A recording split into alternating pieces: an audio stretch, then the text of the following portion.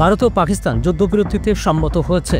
উভয় দেশ বিস্তৃত আলোচনা করে পূর্ণাঙ্গ যুদ্ধবিরতি কার্যকর করবে বলে ঘোষণা দিয়েছেন যুক্তরাষ্ট্রের প্রেসিডেন্ট ডোনাল্ড ট্রাম্প।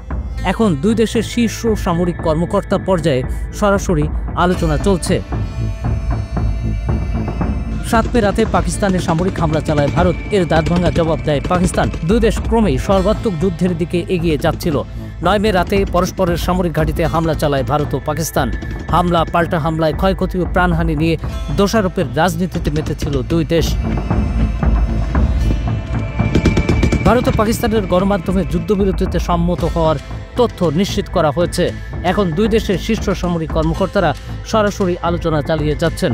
খুব দ্রুত নাটকীয় পরিবর্তন হচ্ছে, শান্তির পথে হাঁটছে দুই দেশ।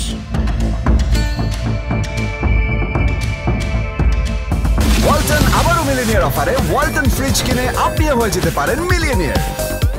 মিলিনিয়ার ছড়াছড়ি দেশ জুড়ে, এটা শুধু ওয়ালটনই পারে।